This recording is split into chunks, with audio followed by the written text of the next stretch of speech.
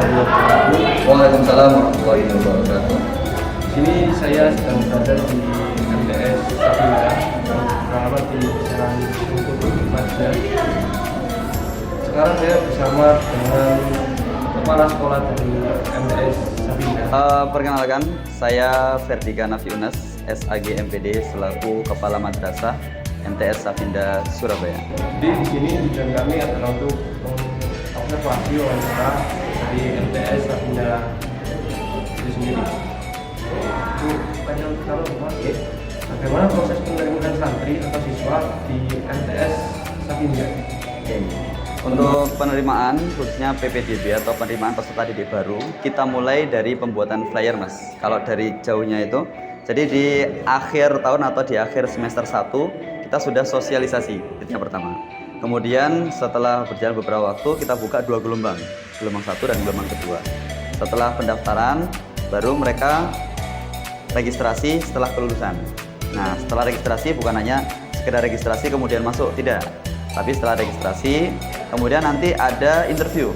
Interview yang pertama, nanti ada ujian lisan yang itu meliputi Al-Quran, kemudian mengenai karakteristik, hobinya apa, kemudian dia itu passionnya di mana. Kita akan tanya sejak awal untuk memetakan strategi sejak awal. Kemudian kita juga ada nanti untuk menjawab beberapa pretest ujian. Nah, dari beberapa itu nanti tetap dikalkulasikan untuk melihat kira-kira potensinya di mana dan seberapa. Tapi itu bukan nanti dinilai enggak, hanya untuk mengetahui dan memetakan. Karena kalau di jenjang MTS kan kita lebih simple. Nah, jadi dalam waktu 3 tahun ini harus segera dipetakan sejak dini. Gitu. Oh, jadi sejak awal penerimaan dari para siswa ini sudah diperlukan dulu ya. Jadi ini kan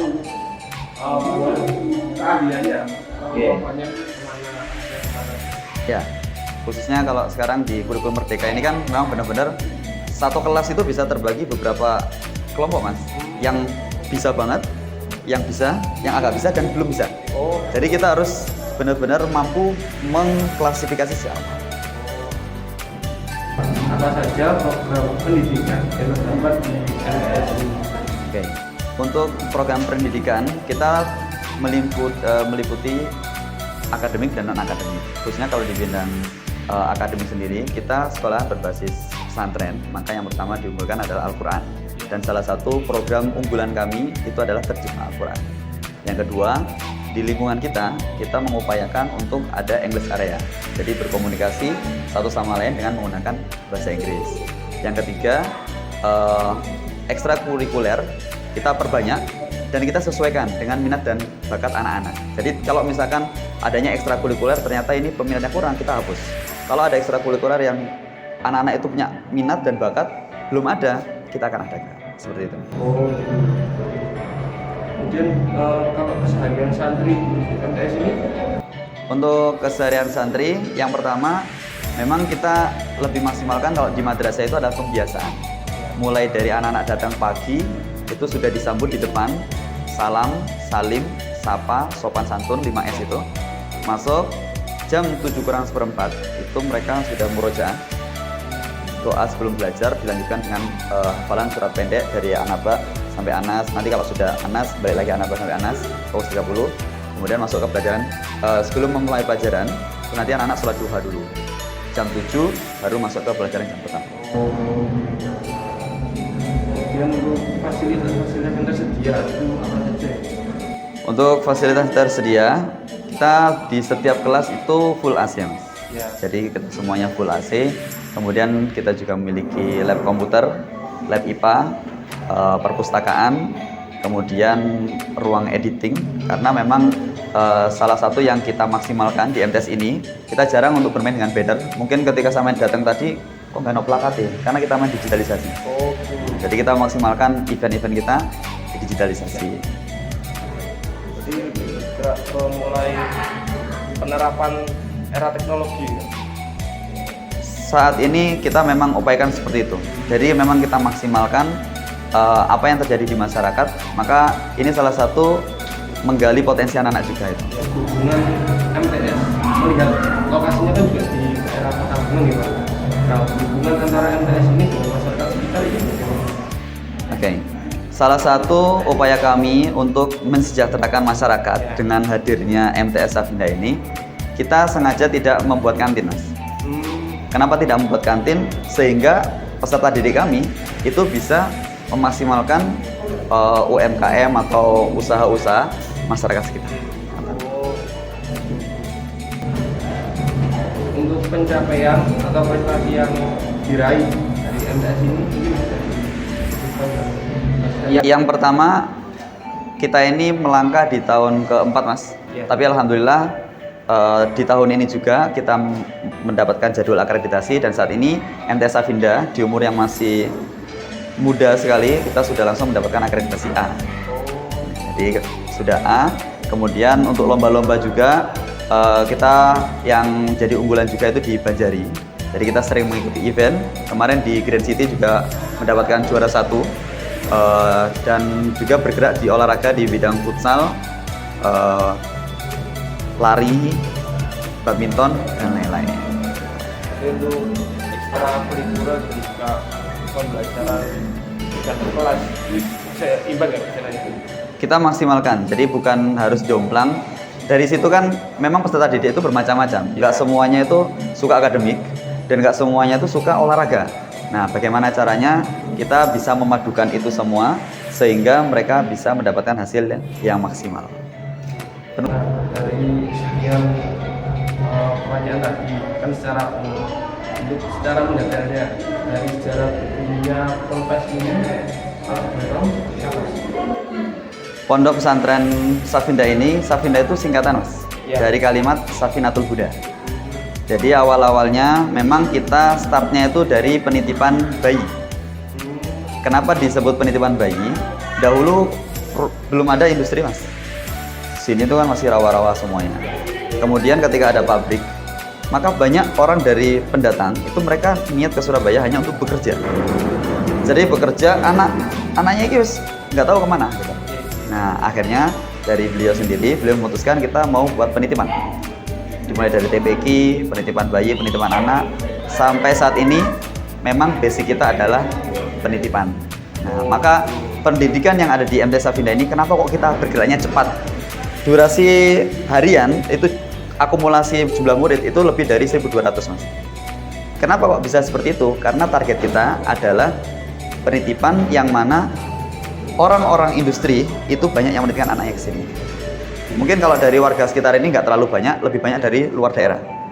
Berangkat kerja sambil ngantar, pulang kerja sambil jemput. Nah, karena kita sampai sore, Mas. Itu kita kita kuatnya di situ. Untuk rencana mengembangkan MTS Safinda ini sebenarnya seperti apa? Pertama yang paling kita utamakan, kita itu ngejar dari hal-hal yang secara zahir dulu, Mas. Dari penampilan anak-anak ini kan mungkin hampir menyerupai sama ini. Kita anak-anak beralma mater dan lain sebagainya. Karena ketika orang melihat kita pertama kali, mereka kan nggak tahu bagaimana karakter kita. Mereka kan lihat secara apa yang nampak. Jadi anak-anak kita paksakan, bagaimanapun bentuk kalian ketika di sekolah, keluar gerbang harus kondisi prima. Nah, itu yang pertama. Kemudian juga setiap dari individu itu akan kita selalu support. Apa yang mereka bisa, kita tingkatkan. Misalkan ada yang suka multimedia, kita akan support. Kita datangkan, kalau misalkan dari tim kita tidak ada yang ahli di bidang tersebut, kita akan undang seseorang yang memang ahli di pakar tersebut. Kita maksimalkan di situ untuk meningkatkan potensi dan kreasi yang ada di MTS Safinda. Dari lokasi MTS ini yang di lingkungan, sistem pengawasan untuk para siswa-siswinya itu bagaimana? Oke. Yang pertama di garda terdepan di bawah di gerbang itu ada Pak Satpam. Itu yang akan mengawal keluar masuknya. Dan di setiap kelas itu nanti ada wali kelas dan juga pengajar. Dan di setiap lantai itu nanti ada tempat zona. Jadi pengawas zona. Selama peserta didik di dalam sekolah ya, di dalam madrasah, insya Allah akan mendapatkan pengawasan penuh lah. Tapi ketika mereka sudah di luar kelas, kita selalu sampaikan mereka harus bisa menjaga diri. Karena kita kan nggak mungkin mengawasi 24 jam. Ya, dari observasi wawancara yang kami lakukan sama kepala sekolah MTS Safinda, lebihnya mohon maaf. Assalamualaikum warahmatullahi wabarakatuh. Waalaikumsalam. Assalamualaikum warahmatullahi wabarakatuh. Nama saya wawancara. Saya kali ini berkesempatan mewawancarai salah satu di Pondok Pesantren Safinatul Huda. Saya sendiri bersama dengan Bapak Miftahul Anan, salah satu guru di Yayasan Safinatul Huda. Oke Bapak, yang pertama, siapa saja tenaga pengajar yang terlibat dalam proses pembelajaran di Ponpes Safinatul Huda untuk saat ini? Oke, untuk saat ini banyak sekali ya stakeholdernya. Yang pertama adalah para dewan kiai mungkin gitu, kemudian para asatid atau ustadz, dan juga asatidah guru bapak maupun ibu guru. Alhamdulillah semuanya menjadi penopang untuk gerakan menuju Safinda yang lebih baik, merekrut, membina santri maupun siswa untuk menjadi harapan masyarakat. Lalu kurikulum yang diterapkan oleh Ponpes Safinatul Huda ini seperti apa Pak? Oh, alhamdulillah kalau untuk kurikulum kita menyesuaikan dengan masing-masing jenjang ataupun lembaga yang sudah ada. Misalkan kalau MTS mungkin kita juga bisa menyesuaikan dengan kurikulum negara. Untuk kelas 7, baik kelas 7 dari MTS maupun kelas 10 itu ya juga tetap menggunakan sama seperti format yang diinginkan oleh pemerintah, kurikulum merdeka. Kelas 8, kelas 9 alhamdulillah kita juga masih seperti apa yang diharapkan pemerintah, yaitu kurikulum MTSP. Berarti tetap Tingkat 13. Oh iya, tetap dalam acuan nasional ya. Nasional. Masih dalam konteks nasional. Oke. Terus apa sih yang dilakukan oleh Ponpes Safinatul Huda ini untuk menjaga serta meningkatkan kualitas tenaga pengajarnya? Oke. Alhamdulillah untuk peningkatan dari kemampuan ataupun potensi dari tenaga pendidik maupun untuk pendidikan, alhamdulillah kita telah melakukan beberapa terobosan baru, di mana dalam setiap satu semesternya kita adakan pelatihan khusus, kita adakan acara untuk pertemuan antar guru, evaluasi, bahkan terkadang kita mengadakan acara diklat untuk acara penguatan potensi dan penguatan kurikulum seperti yang diharapkan oleh pemerintah. Dan di dalam sebuah pengajaran kan juga ada penilaian juga ya Pak. Ya. Nah, sistem penilaian dari yang diterapkan oleh Pondok Pesantren Safinatul Huda ini seperti apa Pak? Oke, sistem penilaiannya mungkin yang pertama masing-masing jenjang itu mempunyai penanggung jawab tersendiri, mulai dari kepala sekolah masing-masing. Alhamdulillah beliau mungkin punya catatan tersendiri untuk penilaian masing-masing tenaga maupun tenaga pendidik maupun tenaga kependidikan. Insya Allah semuanya mungkin sudah bisa diterapkan dan dikonsentrasikan untuk bisa meningkatkan potensi mereka untuk lebih baik selanjutnya. Oke, untuk yang terakhir Bapak, apa sih tantangan terbesar yang dihadapi oleh seluruh warga Pondok Pesantren Safinatul Huda? Tantangan terbesarnya? Insya Allah masalah tantangan, rintangan, hambatan dan lain sebagainya itu pasti akan ada. Iya betul. Cuman yang paling jelas kita tidak bisa memprediksi. Cuman beberapa dalam skala kecil untuk beberapa jangka waktu ke depan ini mungkin yang paling penting dan terpenting adalah bagaimana membina akhlak anak. Itu yang menjadi tugas kita, bagaimana menjadikan anak itu betul-betul berakhlakul karimah. Karena kalau anak itu sudah ditata dengan akhlakul karimah, untuk hal-hal lainnya akan mudah. Insya Allah. Menjadi akhlak menjadi salah satu tantangan serta terus berkembanglah untuk bagi Pondok Pesantren Safinatul Huda. Sekian dan terima kasih Bapak. Oh ya, sama-sama. Atas wawancara ini. Wassalamualaikum warahmatullahi wabarakatuh. Assalamualaikum warahmatullahi wabarakatuh. Perkenalkan, nama saya Ramadhani Faris Firdaus dari Universitas Nanabe Surabaya.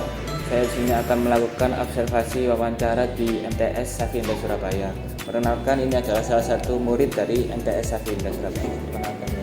Perkenalkan, nama saya Linda Ginanjar dari kelas 8A. Saya siswi dari MTS Safinda. Oke, lanjut langsung observasi wawancara. Apa yang menjadi motivasi Anda untuk bergabung di MTS Safinda Surabaya? Untuk motivasi saya pribadi, saya ingin menjadi orang yang jauh-jauh memiliki akhlakul karimah, bisa memperdalam ilmu agama. Oke. lanjut pertanyaannya, apakah ada tujuan khusus yang ingin Anda capai di MTS Safida Surabaya? Tujuan khusus saya untuk yang saya ingin capai itu bisa menerapkan hal baik, pembiasaan baik di lingkungan sekitar saya, bisa menjadi hafizah terutama. Ya. Oke, lanjut lagi. Bagaimana hubungan Anda dengan sesama santri di asrama MTS Safida Surabaya? Alhamdulillah baik, sangat-sangat solid, kompak. Oke, lanjut. Apakah Anda mengikuti kegiatan ekstrakurikuler? Saya mengikuti, kebetulan saya ikutnya di pramuka yang wajib sama di Pagarasa. Oke, selanjutnya bagaimana kegiatan tersebut mempengaruhi perkembangan Anda? Sangat-sangat mempengaruhi, terutama dari segi akhlak, kesehatan, terus kedisiplinan, menjadi orang yang jauh-jauh memiliki kematangan dalam. Oke, pertanyaan terakhir, apa harapan Anda setelah lulus di MTS Safida Surabaya? Bisa menerapkan ilmu-ilmu yang saya dapatkan dari MTS tadi, ilmu yang sekitar saya. Oke, sekian dari observasi wawancara saya. Wassalamualaikum warahmatullahi wabarakatuh.